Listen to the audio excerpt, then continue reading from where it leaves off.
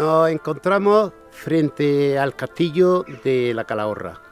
La Calahorra es un pueblo, una villa de Granada, que es centro de una comarca, la comarca del Marquesado del Cenete, situada al sureste de la provincia de Granada, muy cercana a la localidad de Guadix. En este lugar hay un magnífico edificio, el castillo, palacio homónimo, que simboliza, es la mejor manera que hay de simbolizar lo que esta comarca significó en el pasado, que fue un señorío, el señorío conocido como, ya he dicho antes, Marquesado del Cenete. Un castillo hay que entenderlo como un edificio en el que prima la defensa sobre la habitabilidad, aunque en este caso la residencia doméstica veremos que también es un suntuoso edificio, un magnífico palacio. Entre otros elementos defensivos, los más significativos son las torres cilíndricas, hechas para poder soportar mejor el impacto de la artillería. Lo soporta mucho mejor que una torre cúbica, porque no tiene aristas.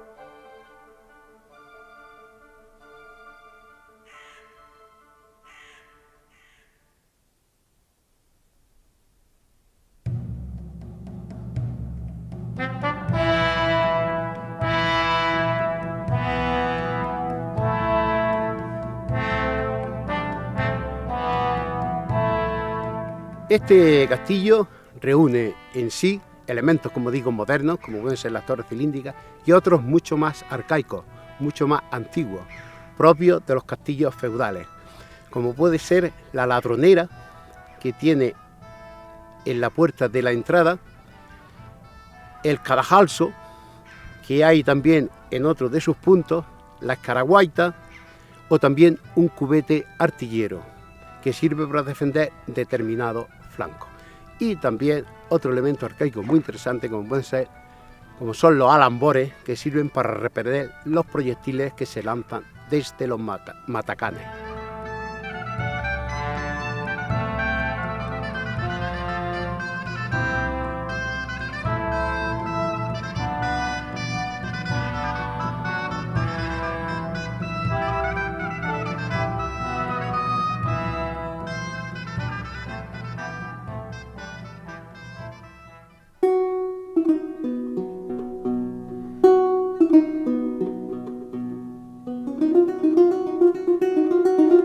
Uno de los aspectos que más llama la atención de este magno edificio es el contraste que hay entre el exterior y el interior.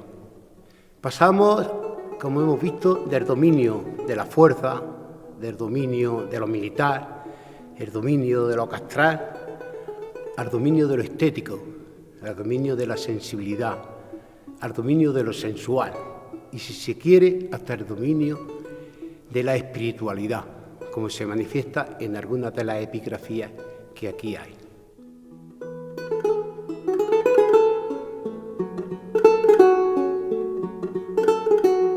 El edificio en su conjunto empieza a construirse también en plena guerra de Granada. Las últimas investigaciones apuntan a que se empieza a construir en el 1491 por el mismo cardenal Mendoza. Su arquitecto fue Lorenzo Vázquez, el arquitecto de ese primer edificio. Fue Lorenzo Vázquez, que era un arquitecto muy vinculado a la casa a la que pertenecía el cardenal Mendoza, la casa del Infantado. Después, cuando el señorío pasa a su hijo, el marqués don Rodrigo de Mendoza, que era hijo natural de un cardenal, siguió ese diseño. Pero este hombre, que tiene una biografía muy interesante, muy novelesca, viajó hacia finales de siglo a Italia. En el 1499 hizo un viaje a Italia. Era un hombre que tenía un talante, por una cara muy feudal, por una parte, pero por otra parte era un prototipo de humanista, de hombre del Renacimiento. Sabía latín, dominaba la mitología griega, tuvo importantes maestros como Marineo Sículo, o sea que era un hombre con una doble cara. Feudalmente se manifestó aquí en el marquesado creando un señorío donde impuso un régimen de hierro a sus vasallos moriscos y en el que obtenía pingües beneficios económicos. Su talante humanista le lleva, como digo, a viajar a Italia. De allí se enamora de los palacios renacentistas y entonces manda orden, a través de una carta, manda orden a su mayordomo, aquí en la Calahorra, de que paralice totalmente la obra que se estaban realizando en el castillo. No dice por qué, pero está claro que era porque pretendía modificar el proyecto original que su padre había diseñado para este edificio.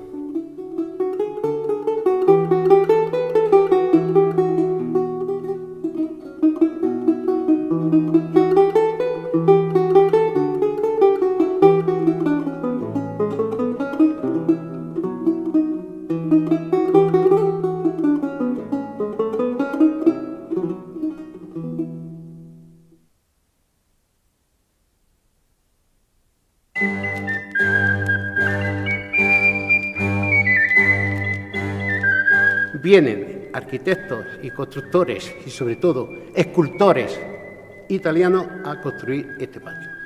El jefe de todos ellos, digamos el director de ellos, fue Michele Carlone, ¿no?, que vino con un grupo de 7 artistas italianos. La originalidad de este monumento se va a manifestar en varios frentes. Por un lado, en su diseño totalmente arquitectónico renacentista, pero por otro lado, en una decoración que toma gran parte de sus motivos de un librito, de un cuaderno de dibujos que se conoce como Codex Escorialensis, una joya bibliográfica del patrimonio, y repito la idea, perdonar que insista en esta reiteración, del patrimonio bibliográfico español. El Codex Escorialensis es un cuaderno de enorme formato, grande, de dibujos de la Italia, de la Roma de finales del siglo XV y principios del siglo XVI. Es como si un fotógrafo hubiera estado allí sacando un reportaje de la Roma de aquellos tiempos, porque es un cuaderno de dibujos hechos por auténticos especialistas, que lo utilizaban los artistas para realizar los monumentos renacentistas, para a partir de ahí inspirarse y copiar capiteles, relieves, etcétera, etcétera, de este códice. Este códice, ¿cómo vino aquí? Pues probablemente el artista que poseía ese libro vino aquí por encargo del marqués para copiar o inspirarse en esos dibujos en el diseño decorativo del edificio. Y cuando ese hombre, que al parecer, una de las hipótesis que hay, es que muere aquí el artista, que es el dueño del Codex, muere en la Calahorra, entonces pasa a manos de don Rodrigo.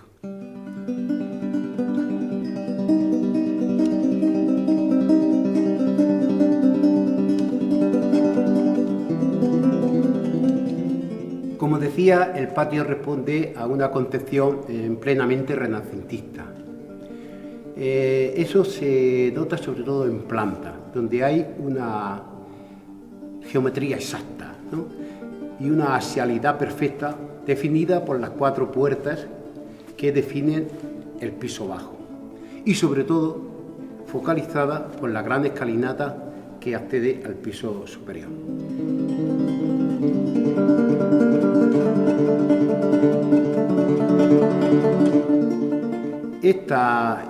Este patio es de estilo corintio y hay que diferenciar el piso bajo, que está hecho en material del país, o sea, en material telcano en el cerro donde estamos, unas canteras que había de piedra caliza, y el piso alto, donde las columnas y los capiteles, sobre todo también los pedestales y toda la magnífica balaustrada que tiene, es de mármol de Carrara, extraído y fabricado allí, esculpido allí en Carrara por artistas italianos, por otro grupo de artistas italianos que el marqués contrató allí. O sea que fue traído en barco a través del puerto de Cartagena y ya traído aquí a la Calahorra con carretas desde Italia, que es otra gran originalidad del edificio, el contar con materiales traídos de otros lugares y ya diseñados.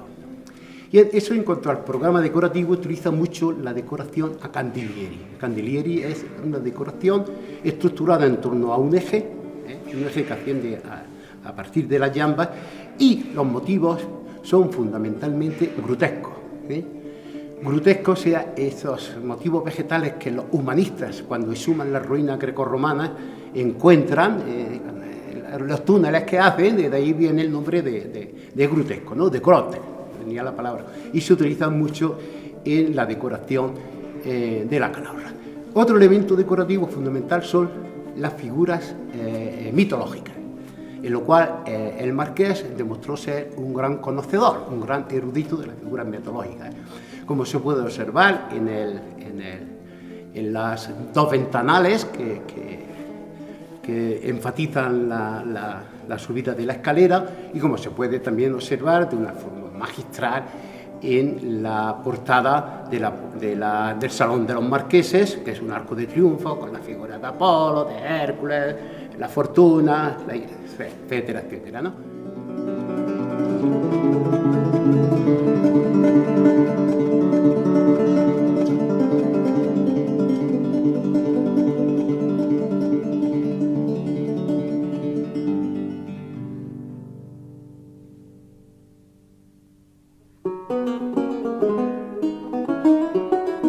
Otra cuestión interesante a destacar en este diseño artístico es la decoración epigráfica. O sea, el marqués quiere presumir de que es un gran latinista, de que sabe latín, y eso nos lo va dejando por cantidad de inscripciones que aparecen en las portadas, que aparecen en la subida de las escaleras, etcétera, etcétera, relativas a él.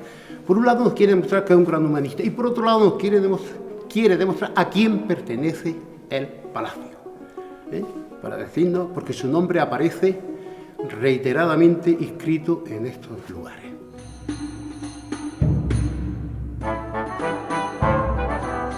Otra de las características de este edificio, de este magno edificio, es que nunca se confunde, nunca se entremezcla el espacio doméstico con el área militar o el área castral. O sea, está perfectamente separado. Si uno entra dentro del palacio y no sabe que por fuera es un castillo, no lo adivina siquiera. Y eso incluso está escrito en una de esas epigrafías, de esas numerosas epigrafías que hay en una de las habitaciones, que dice precisamente esto, ¿no? Iusque intrare licite. Hasta aquí es lícito llegar. Eso se cuidó también mucho el marqués de dejarlo claro.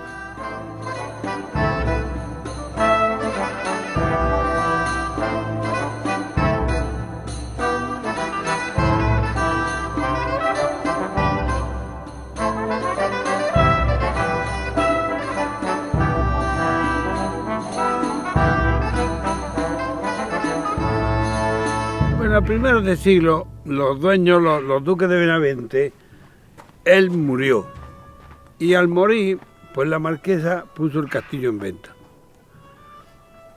Y como los americanos ya se habían llevado otro, el de Vélez Blanco, pues esta familia, el duque del Infantado, vino a visitarlo y se entera de que este ya está en venta, que lo tienen tratado los americanos para desmontarlo y llevárselo a América, como sabían llevar de Vélez Blanco. Entonces este hombre pues piensa que hay posibilidad de que él lo compre, va en busca de la parienta, de la duquesa, que es la tía de ellos, y le dice, bueno, ¿qué te dan los americanos? Yo te lo pago, lo recuperó a la familia y evitó que se lo llevaran. Y ya pues esto lo conservan como patrimonio de la casa. Estas familias son descendientes directos de los Mendoza. Si esto lo repararan, pues sería pues el motor de arranque de la comarca, porque el turismo rural, el senderismo, todo lo que se pueda acoplar a la comarca, pero que sería pues el futuro de la comarca más, porque aquí ya los cereales y eso no tienen vida, hasta el momento, como sé que cambie la cosa. Aquí lo único es que la Junta también se preocupara un poco más y esto pues los parajes que hay en la comarca y poner en marcha más el turismo rural, que es lo que daría vida a la comarca.